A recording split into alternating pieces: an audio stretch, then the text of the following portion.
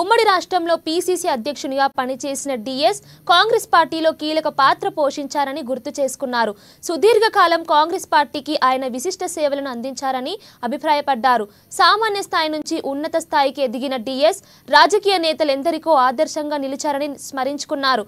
తెలంగాణ ఉద్యమ సందర్భంలోనూ కాంగ్రెస్ రాజకీయ ప్రస్థానంలో ఆయన తన ప్రత్యేక ముద్రను చాటుకున్నారని గుర్తు చేసుకున్నారు. డి శ్రీనివాస్ ఆత్మకు శాంతి చేకూరాలని ఆ భగవంతుడిని ప్రార్థించారు.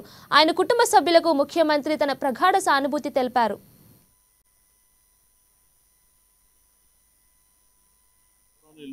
డి శ్రీనివాస్ గారు మరి ఈ రోజు ఉదయం మరణించడం చాలా బాధాకరమైనటువంటి అంశం. ఒక రాజకీయ నాయకుడిగా, ఒక బడుగు బలహీన వర్గాల వ్యక్తిగా సమైక్య ఆంధ్రప్రదేశ్ రాష్ట్రంలో విశేషమైనటువంటి కార్యక్రమాలలో భాగస్వామ్యం కావడం, ఒక నిజామాబాద్ జిల్లానే కాకుండా రాష్ట్ర వ్యాప్తంగా కూడా ఆయన విశేషమైనటువంటి సేవలు అందించడం.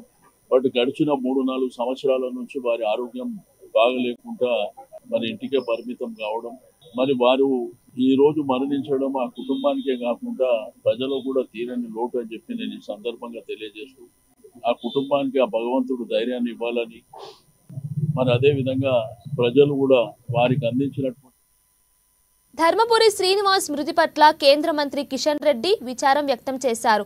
వారి సుదీర్ఘ రాజకీయ జీవితంలో ప్రజాసేవకు అంకితమయ్యారన్నారు. 2004 నుండి 2009లో అసెంబ్లీలో వారందించిన ప్రోత్సాహం మరవలేదన్న కిషన్ రెడ్డి గుర్తు చేశారు. డి శ్రీనివాస్ ఆత్మకు శాంతి చేకూరాలని భగవంతుడిని ప్రార్థిస్తున్నారు.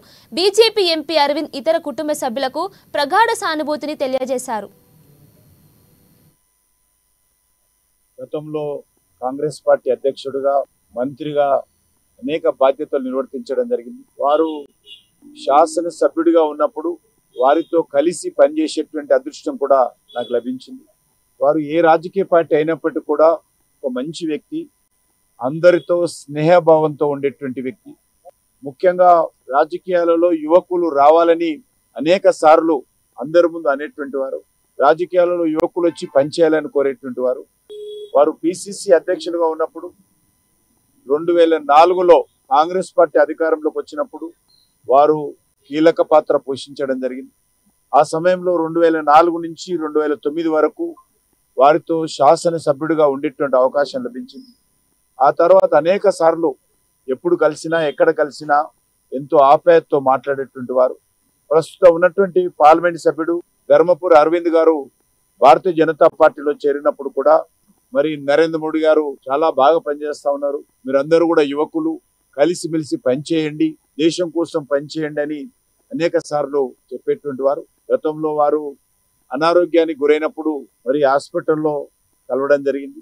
కానీ అదృష్టవశాత్తు వారు కోలుకొని మళ్ళీ నిన్న మరి ఈ రోజు గుండెపోటుతో మరణించడం ఏదైతున్నదో చాలా దురదృష్టకరము.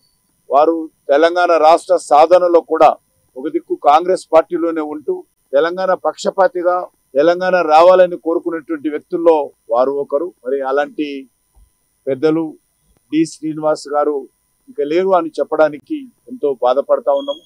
వారి మృతికి నేను భారతీయ జనతా పార్టీ రాష్ట్ర అధ్యక్షుడిగా, కేంద్ర మంత్రిగా ప్రగాఢమైనటువంటి సంతాపం వ్యక్తం చేస్తా ఉన్నాను. వారు ముఖ్యంగా వారి కుమారుడు భారతీయ జనతా పార్టీ పార్లమెంట్ సభ్యుడు మరి ధర్మపురి అరవింద్ గారికి, వారి ఇతర కుటుంబ సభ్యులందరూ కూడా మరి సానుభూతి వ్యక్తం చేస్తా ఉన్నాను.